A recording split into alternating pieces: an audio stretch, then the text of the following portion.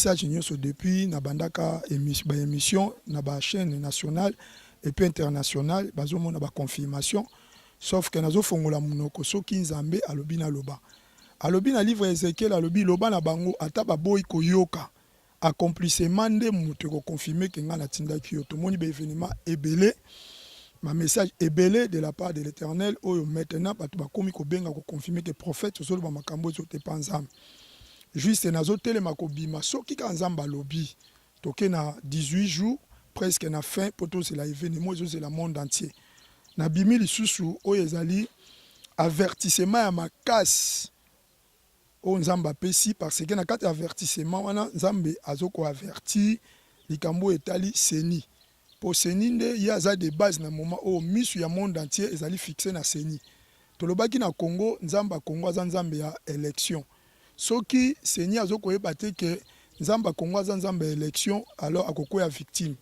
nzamba oloba nini ndenge na bimeli awa azotia sete et que seni nde mutu azwi responsabilité ya koorganize élection mais bayeba ke organisation na regard ya nzambe eza wana c'est-à-dire nzambe azokolobela likambo ya planification ya seni eza déjà bien organisé bien planifié pour na tricherie eloko nzamba bimisi siko alobi averti nanga averti seni mobimba eloko moko te oyi kobomba na miso ya nzambe nyonso ebombami na miso ya nzambe kozala dévoiler nzamba yebi o baosola butu nzamba yebi o déjà si ba planifier na kati ya ba penser na bango c'est pour ça nzamba bimisi pona ko avertir c'est-à-dire nzamba zo ko avertir ko reprocher seni na organisation planification ya tricherie on a eu ko sambela nazomona Donald Trump président aux États-Unis d'Amérique oui abimi na kati ya révélation abinanga prophète message aussi na zwango na 8-7e mois ba c'est déjà na pesaka maison gisu na moment oyo alobi boye prophète Abraham ngai moko nazo kozwa contrôle ya RDC c'est-à-dire Donald Trump na bokonzi États-Unis alaki na mission moko ndeza bazolo balanga bien précis pour akoka ko contribuer na solution à Congo ainsi dit l'Éternel tant on azomona Donald Trump azoleka na mona président Maréchal Mobutu à se présenter na 8e 9e mois pe na monaka ba révélation oyo na lobaka pe yango mais le ko les répéter le sous na hôtel yango c'est à ce qui concerne seni na moni président Maréchal Mobutu azolo balanga boy Abraham loba na seni président Mobutu en cas ya tricherie na vision bako sibi bako séquence c'est-à-dire ndenge na bimeli awa par rapport à émission tout ko sala la fois passée awa base ou ezali message de base yali nzamba zo ko avertir seni c'est-à-dire message autant zo ko leka en tout cas ekoma na seni ekoma na président nanga aza na responsabilité munene aza na charge munene mais asala bokebi pour nzamba lobi baza déjà planifié préparé na tricherie mais bako sibi bako séquence et cause la cause il y a tricherie oyoyo seni déjà c'est à planifier c'est-à-dire président seni nanga na entourage na nyonso seni nyonso donc nzamba zo ko averti donc nga prophète na yaka avant ko averti o ayoki nda ko zala épargner mais wa ko yoka te nda ko sibi ba conséquence. OK, merci prophète. Boyoki message et puis toyoki message ya prophète. Prophète na ebité olobi avertissement pour na seni na pour na tricherie. Ce qu'on a ebité est-ce que ezana ba kaou ba ko sibi soki ba sel tricherie? Oui, lokola nzamba zo boya yango soki ba santé comme ça déjà loko ya bien planifié ba conséquence ko ya trouble oui ko kota liwa ba be du sein ko kikoya alors ba to ko sibi conséquence wana ba kozala ba les concernés oyoyo ba organiser qui peut ba se laisser qui ba se permettre qui na kata tricherie wana ya monique message za mingi plus ko se basé na seni précisément les représentants seni président nanga na équipe na nyonso talaka na moni Donald Trump na révélation na ko mona sous président effet Mobutu maréchal do bazo ko lobela kaka likamo c'est que les esprits ya batouane zo ko contrôler mboka omoni année autozali moi autozali ezala événement makasi openda ciel les a bien organisé pe regard nzambe za na Congo. Moi question moi ya curiosité siko ndeni tokoyeba ke tricherie est-ce que ezala déjà na cible moko batu bayebi ke yenda ko bima yonde e olaksa signe ya tricherie ou comment? Bon tokoyeba la tricherie na ndenge nini ndenge nzamba olobela boye par rapport nzamba azokoyeba déjà organisation eza na kati ya seni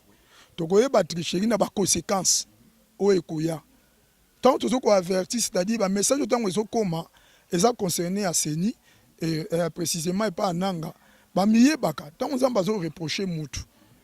Alors mutu ye mo même temps prophétie bimaka mutu ye mo conscience ne lobaka na ye ke message bazo loba pende zanga soki poza concerné te yo mo po se sentir que message zanga te mais soki ezali ya yo okoyeba ce qui concerne tricherie ndeka message o nzamba o tia cete seni mumbana nanga bakozala concerné bayebi ke message ezo concerné biso mais nzamba avertisaka avant po na ba zala épargner na ba conséquences ekoya. C'est ça. Ok, merci Toyoki, prophète Toyoki, parce que yo oyaka pamba te to ebite deuxième point mususu auto ko kota swezanine. Oui, merci. Deuxième point et ali nzamba zo ko lobela likambo ya opposition. Na lobaka ngone émission oyo to elandaki awa na Congo, nzamba zo reconnaître parti ya opposition ka moko. À partir ya patriarche Tshisekedi que son âme repose en paix. Nzamba lobaka langa tangu na bandi kozwa message ya mboka. Abi Abraham na Congo na telemisa opposant moko. Et nzamba ota isangai patriarche Tshisekedi wana zana vivant que son âme repose en paix. Et maintenant la deuxième message nzamba oloba nini na averti opposition nyonso ba se réunir. C'est-à-dire Moïse Katumbi, Bemba, Muzitu, Matungulu, tout le monde baza ba opposant. Nzamba zo reconnaître que parti moko à travers patriarche Tshisekedi que son âme repose, c'est-à-dire IDPS. Seigneur Zolo senga na bango que basanga na bango nyonso bazala derrière IDPS. Pour Nzambe alobi na Congo opposition Nzamba telemisaka ka patriarche. C'est-à-dire le reste sont baza ba opposant mais Nzamba omo na kata mo pour Nzamba yebi mutu koleka yemoko. Mais le seul opposant wa tikala radical on Nzamba pa tiaki na mission na Congo. C'était patriarche que son âme repose en paix. Après sa mort, na monaka azalaka na flambeau tango akufi na obonde na ko remplacer a opesa flambeau par Félix Tshisekedi. Na manto na loba ngo na ba mission internationale pe nationale. Na loba ngo da kufa Tshisekedi même avant kufa na prophétisaka kufa na kozala te akoma pe présent na mbokoti. Batu balandaka à l'époque na 2016 baebi. Donc deuxième message opposition sangana. 18 jours au etikali. Ainsi dit l'Éternel.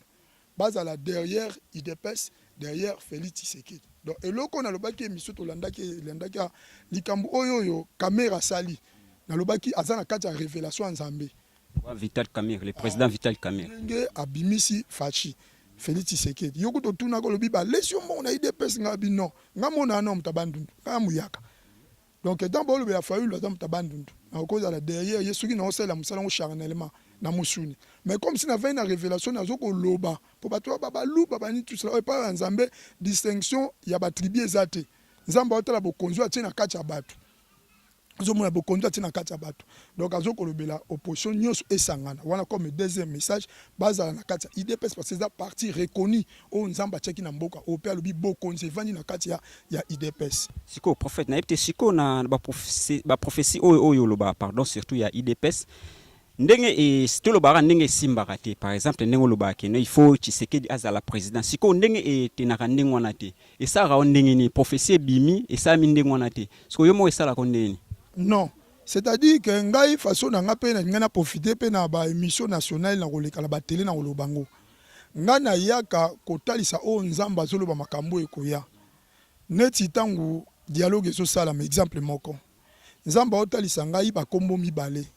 apesinga papier à Félix Tshisekedi na Pierre Lumbi. Pour c'est le dialogue balobaki que président premier ministre akobima précisément na rassemblement na IDPS. Mais ngana bimi avant na keko avertir na biki na moni ba kombo mibale mais mokonza mboka boyi na ye na vision. Ozomona ba façon nga au travail. Siko tant batu bazolanda nga il faut baza na analyse par rapport ndenge nzamba utiliser lenga. Ngana zoko ya ko avertir ja makambo e ko sala ma avant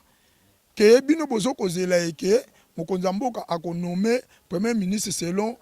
accord mais tout le monde qui a violé qui accord wana mais ngana le kaka avant tozuneti ka mibale neti ya patriarche que son âme repose en paix na le kaka avant na tango on a déjà patriarche oti ko sala meeting ou ya triomphal wa za kana ba millions de personnes mais ngana le ki na zolo baka comme président de la république té donc ça déjà ba risque o que soit comme président de la république ba moko déclassé que na faux prophète mais tout le monde peut qu'après 2 mois nzamba zubo moina. Ça dit événement makasi nazolo ba ngoto na bandi ba message na nzamba pesinga montre lobi loba na Kabila mokonza mboka na gouvernement mombata na esili c'est pour ça moni apesa inga montre abila ngata la montre bimi na Congo montre mso la tinga na loboko wana si ba message na pesa pour temps mais nazo ça le rappelle que na loba ka makambo déjà zo kokisama so zo kokisama te na go continuer toi na ça l'aventure soki na continuer kobima parce que ezokokisa mais par rapport bato nde baolandela yango bacomprendre ngai nayaka nayobi ta makambo bozozela peuple congolais ta makambo bozozela na monde ekosalamela nde boye donc naye kolobaki mokonzi ya mboka na gouvernement ne tout bokontinue esili wana nanu kutu mokonzi ya mboka abimisi dauphin te bato bafingaka nga bato balobaka Kabila zwi mboka oyo en otage yo solo babokone esila organize élection te pendant 5 ans nga nalobi nazozwa vision na moi toke kozwa bacarte électeur wana nanu kutu babandi na kutu élection nanu kutu babandi même enrôlement te mais nga nasolo bango mais bacholi batiolaki nga nayebi ke peuple congolais alingaka liboso amona avant ndima donc esiki makambo nazoloba eza correct ozomona c'est ça, c'est pour ça au moins que nous continuons à koloba neti nini o neti na lobby et que ezokokisa mate tout cela qui no émission na lobby et que Félix Tshisekedi na nani na Caméré le col a signé azo perdre de continuer pour azo miebo ya ça tout ça qui une émission ati. OK, c'est ça yango. Ya ki signature na ye. Kasi yango epesi moi na ndenge selo wana epesi siko moi pasi mo boye na bato parce que babi bo sangana oloba yango pe opposition fo esangana ebimisa mutu moko basangani selon bango selon ba accord ni basinela kina ba critère ba moni ke no mutu oyo fo abima na opposition eza Martin Fayulu nde siko Tshisekedi na Vital Kamerhe basali o basala ki wana c'est ça qui ndengwana. C'est ça au moins le kono oloba majorité de opposition ba na révélation te. Ce côté na ba mission nyonso ya liboso après kufa ya patriarche na lobaka 5e régime nzamba otalisa bato mibale o bazana bokonzi na tie sete siko poto ke na ba point mususu lona ngina loba mingi te pona na ba programme mususu na lobaka 5e régime bokonzi za na maboko bato mibale na ngambo majorité nzamba ponaka mama Olive na ngambo ya opposition mobi wana avant bakende même ba dialogue na bango ya candidat unique na lobaka na ngambo ya opposition Félix Tshisekedi mais nzamba lobaki boye na ebisa opposition to majorité nzamba na posa basangana président akobima na ngambo ya majorité mais ekozala mwasi mama Olive na senga ba audience pas mama Olive na senga ba audience pas mokonzi mboka na senga ba audience pas Félix Tshisekedi pona ke na secret na pia bango ba message mais ba considérer ka prophétie te pe ba sanza te pe bazo ba na Congo ba serviteur a solo bazate ba prophète bazate c'est l'ignorance na bango mais Dieu existe Congo eza Congo o ezotambola prophétiquement à partir de Kimbangu, Nzamba o continue kotinda basali. Alors, le col a choix à Chadari na yiko loba émission soit 3e émission. Nzamba o reproché choix à Chadari. Bon, c'est que ba aussi révélation te. Alors, tant ba o que ne peut que ça là candidat unique et opposition. Ba ngo pe ba aussi révélation te pour ba ko bimisa Martin Fayulu. C'est pour ça une émission tout collecte ça na yiko averti que choix pe à Martin Fayulu na ngambo opposition Nzamba akunate. Donc, c'est que la révélation, ce qu'il manque, c'est quoi? Les concernés, les gens qui consultent, ils peuvent considérer prophète à temps haut. Faux prophète, mais or que nous avons très jeune, nous avons s'engager dans le parce que nous avons une politique. Et puis, nous avons une prophétie pour nous Satan. Tant la coûté na nzambe nga na bandaka mbala moko ba miracle côté ya bato bazoya ça l'église à liboso nzamba zo bana bengo na église tant to konga na 2016 5e mois na pesa ba témoignage wana nzamba kotinga zamba na ba photo awa sur place na ko l'action na zana na kati ya zamba parce que nzambe abandi ko bisanga okotala pe okoyoka makambo na ko yebiso pe na omoniso na yebaka tito na kotizama na sambela pendant 5 mois bamonzi nzamba ko motalisa nga liwa Tshisekedi nzamba ndo talisa nga élection za na mboka nazoka mo makambo ngo na binzambe ko leka ndenge nini abila ngai okobima na télé et puis atalisa nga likola mo ba komi réseaux sociaux alobi okokota na réseaux sociaux mais ce qu'on nzambe église te naza responsable na olia ndeni abi na lesaka Eli na ba korbo ti lelo 2 ans na ndambo pona bandaka tête na nga na 5e mois ya 2016 donc lelo to lo ba déjà 2 ans na ndambo na olia ndenge ni na vivre ndenge ni famille se trouver ndenge osomona donc nzamba tisiko ba corbeau oye monza bazo toucher ba na témoignage azo bikisa bato malade ba benginga mutabiki $1000 $500 na témoignage même na makamba parcelle oyo na zwaki osomona na okiko akosa te na kosela nzamba makambo te. OK, merci vraiment prophète naebi que bato bazo comprendre o ba comprendre bazo comprendre o pe bazo tikala ndengwana c'est que bazo tikala ka ndengwana siko to le kana point mususu. Bon likambo shona lobe ngamba Fayulu Martin Fayulu révélation ezalité alors ba conséquence ekoya kowela na ekoya aussi longtemps na tiela ngo c'était na ngambo ya majorité soki ba ko tiaka mamu Olive te ba yeba ke Chadari aza choix nzambe te na ngambo ya Fayulu ba mikitisa ba kende derrière idée en fait yo mamusolo et mona dia ki makambo sili so mamunde sili ndenge wana tani susu ba préparer mutu ozomona trotez en tomona 18 jours oyo mokonzi mboka ko décider po nzamba azokotia mutu na mutu azomona cœur na mission à confier lorsque dans nzamba telemisi prophète boye na moment nzamba ponaki Olive bango batie Shadari nzamba za wana te nzambe sikoyo ako permettre ba réalité et ya po atikala nzambe za lokola ke nzamba poni mama Olive bango batie Shadari siko nzambe na bon dauphin ko na bon nzambe ni siko ko imposer c'est-à-dire mutu wana ko sikoyo ko sala makambo oyo bino mo bomona ke échec na échec ozomona pe élection ndenge ke lokwa nzambe mutu atie ba conséquence ko ya dede nzamba lobike soki alaki mama Olive achaki pona a protéger mon konzamboka est-ce que Shadari comme nzambe mtatite mon konzamboka mtatie azana ke ko protéger entre parenthèses. Alors troisième point nzamba zotalisa ngai basali ya nzambe o nzamba chaka la mboka oyo na mission pona ko bundela mboka oyo ngana ebité pe na alakati atalisi ngai alobi na ngai premier serviteur de Dieu prophète Simon Kimbangu nazo confirmer nzamba biaka na mission wana to botamina nute azaka na mission na mboka oyo lokola défenseur ya mboka oyo tango eleki nzamba otalisa ngai Aidi na bala Alexandre na mona pe bango boete ponga la kosambela te ngala ki vrai païen nazui makasi ya qualité ngaka na lunda na Angola na bandolu kambongo na baza kisi na kisi toza kete na simba kiste kasi bato baluka diama kisi courage kaka na chance pe alaka mingi donc c'est-à-dire na makambo nzambo tino olobela boye eza bato musuto kola mo ba ko kwate mais ngai moko ti lelo nde na komi na imposition nzambe nzambe soka ngi ko imposer mutu ozala na niveau ni ozala na forme ni ozala tribune osa elo ndenga lingeli donc makambo eza vraiment nzambe mutu imposer alobi Aidi na bala Alexandre na otanga basanza nzamba chaka la mboko ba na mission pona ko défendre mboka o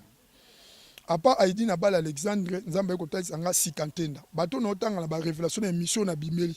sikantenda pardon ya papa to papa na mona ya papa sikantenda o ya papa bato basali ba mission ona mboka balekana c'est-à-dire na otanga bato Simon Kimbangu sa kufa na Aidi na bala sa kufa na sikantenda le père et sa kufa na troisième quatrième Coutinho Fernando azalaki na mission ya ko défendre mboka oyo cinquième Kiziami na Kibila Jean Oscar aza na mission na mboka oyo to négliger te pona ko défendre mboka oyo sixième Denis Les oka oto kaka prophète de la nation nazo confirmer aza na mission mune na mboka oyo mais un jour ayambanga na kendo pese message nzamba otalisa ngaki bazo yokeli suste na mboko ata soka lobi ba obenga 28 escroc na kenda ayambanga na olekisa message ayambanga na 2016 na fin nango début à 2017 kendo pese nzamba eko zongisa lobi ka Abraham aza na mission na mboka o le bas défenseur dernier prophète on nzamba tindi na moment oyo prophète Abraham Kasson c'est-à-dire nzamba lobi na ngaboye wana yomoko ngamoko et puis tout ça net 7. Donc c'est que les restes wana mususu nzamba omona ke ba déjà détourné mais bateau yo o nzambe azotalisa ngo bazana mission ba basi bakufi na ba baza vivant comme si kenga na telemi pe na moment o na bimi dalenea wana tshela ngo c'était je m'entendais pas que na robandolo ba makambo no loba nzamba imposer ngatika tout afongoli nga miso afongoli mato afongoli monoko na ba de la part de Dieu donc septième comme prophète Abraham Kasson nzamba babina ngabo oza lokola Moïse na kati mboko mais Moïse ye moko na kati Égypte bandima qui était les Égyptiens na roi Pharaon mais ba makambo na ko salela yo ne ko confirmer et convaincre batu kenga mona tindio c'est ça wana comme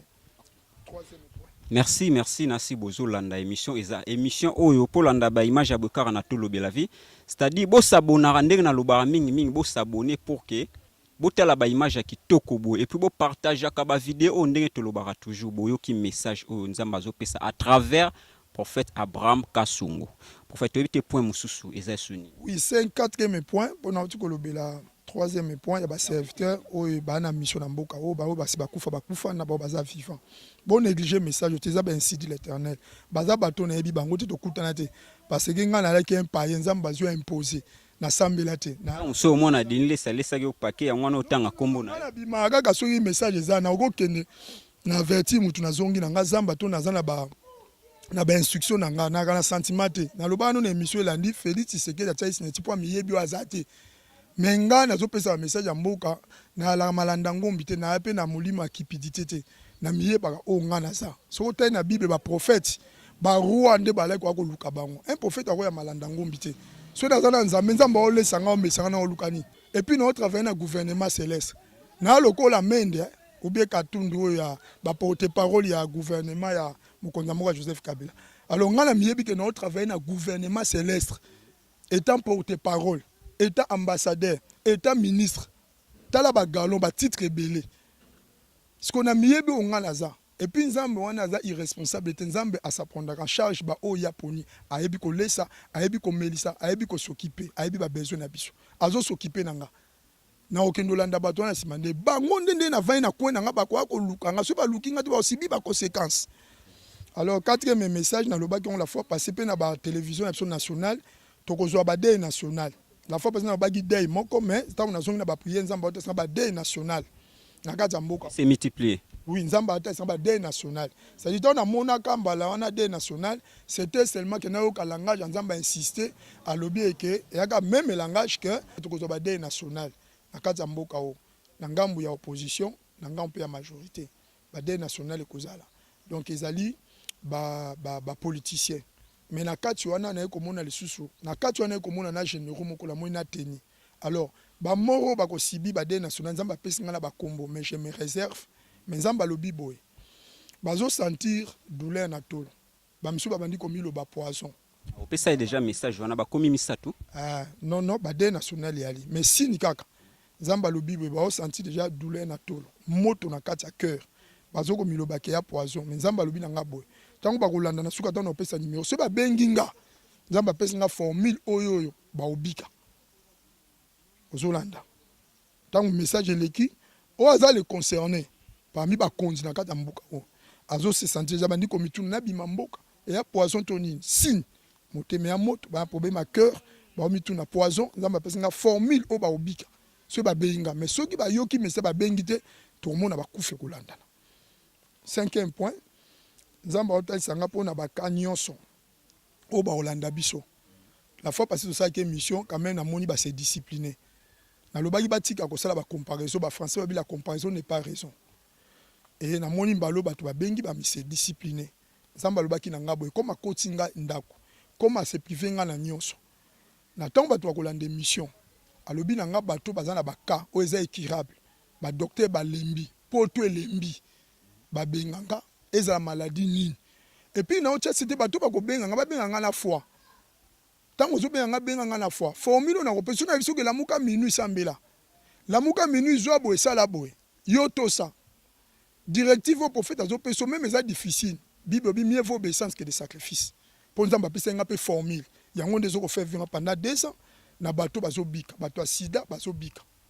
bato ba cancer bazo bika ba maladie mususu kutu bana na botama na okango te bato mususu abengi nga na poto atangi nga maladie moko boye jamais entendu mais au modi bato bazo bika ozana blocage moko boye o ezoko uta na Afrique awa benga ko hésiter ti ozana problème moko ya mukanda benga boko hésiter ba témoignage ze belé vi contenir attends mais nazo ko témoigner ba témoignage ezali ebelé nazo profiter ko benga ezana mama moko to sala ki ne libonde na États-Unis maman wana tutala ki prière na minute 1 ezalaki maman wana azali na bana ne misato et puis nzamba kitaki na baptême du Saint-Esprit ba parlaki a langue ba deux fungwa maki alors maman wana abengaki ngai achaki code moko ya mbongo moko boye mais ko sala eke ba téléphone na ngai ebungaki alors tant on a sali simi blanche maman nazo kota na connexion te nzamba osala grâce à Hollande abenga nazo se tromper na maman Florence ou comment mais ayebi signe na lobby que tout ça prier na minuit batte mesala maka mwana mususu kutu ya mobali a parler à langue bana ne news na États-Unis ba bengaka c'était merveilleux alors naza besoin maman na pour na ba message na ya mi baleza na maman moko je crois okiko za na France ou na Belgique maman Yvette azana mobali na ye ba utaki pa Afrique mais ba s'installer na nani na Belgique ou na France si je me trompe pas maman wana pe lokola téléphone basi me bunga na 66 blanche to bandai ko yana na ba nani ba service mais azobenga te parfois koki kolanda abenga komone mama Yvette abenga parce que eza des messages oyo déjà si tobanda ye mosala amonaki loboko ya nzambe mpe nzambe apesaki ye mosala aki na problème ya mosala liboso premier signe nzambe apesaki ye mosala abengi nga mpe abandi mpe mosala asigné me bacontrat mais tocontinue service fi telefone na nga lokola ebungaki basimi nasalisi simi blanche abenga nga banaza na babesoin na bango le reste so batikali oyo nyonso bakolanda biso kohésite te c'est le moment oyo ke nzambe atelemisi nga azobikisa mais botika comparaison ke nakendaka na Afrique nakendaki pa mosala nzambe walesa na la comparaison n'est pas raison chaque mosala nzambe aza na particularité na ye bao bakolanda message kozala na doute te eza époque oyo nzambe atyenga benga so nayebi so ke sala boyo tosa omoni mpo na conclure eza na prophète moko na Bible Élisée ayambaka général moko alaka na maladie ya lèpre ya mbala na lingala tango aye pa prophète ayambaka ete prophète ayebisi kendeka komibwaka na mai ya Jourdain 7 fois kobika général wana grade alaki nango na honneur alaki nango alobi fallait prophète atielanga maboko koma otina na mai ya Jourdain mai moko ya trop sale garde na ye balobi tosana no prophète alobi tosa obika ake komibwaka abwaka mi première fois abwaki deuxième fois abwaki troisième fois azobika ata alingi koinsiste bagarde bayebisi ke tosa o prophète alobi ntango akwei 7 fois abikaki par là nalingi natireni nalingi natire ke seko prophète akoki koloba no osala soki osali yango tosi directive ya prophète quel que soit ka na yo obika mpo ntango bato baobenganga na ozwa ata na bondeli nzambe likambo mama tosani so nzambe abi alamuka minui so nzambe abi azwa mai so nzambe abi bosala scène asomba jus ya rouge na gâteau scène eza na impact mpo israel abima na Egypte baliaka nzoto ya agneau makila batina baleton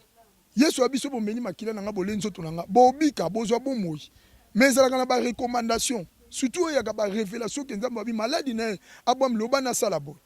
mais omona na mutu abengi yo ozoloba ni nzambe abi osala boye omoni prophète ekomi lokola bonganga ekomi lokola soki ndenge nini tout ça c'est-à-dire obéissance ya ntango akoka kosala yango barésistance ezozala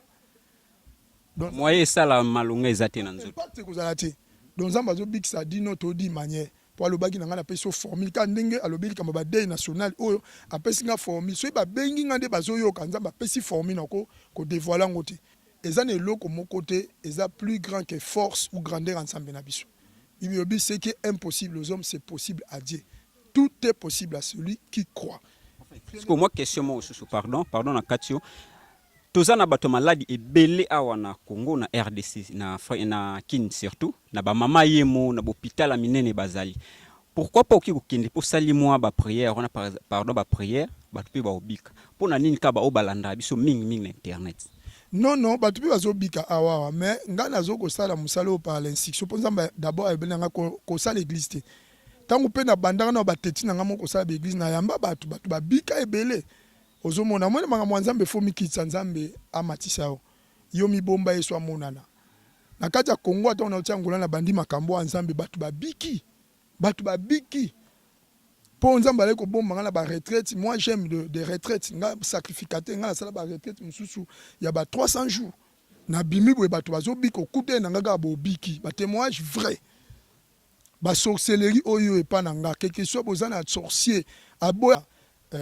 mboke simbi makambo ya renaissance so bayokaka avant c'est-à-dire makambo so esalaka en secret mais ezala selon recommandation ya nzambe kobika so nzambe alobike yamba mutente na koyamba kende pa mutente na hôpital na okende na kobima ka nga mo kende hôpital non so pas permettre na okende kota na pavie interne na kota za likabu ngam na fonction te za ngate eza pona kosunga bato numéro na nge yali 082 51 83 289 na répété 082 51 83 289 wana Vodacom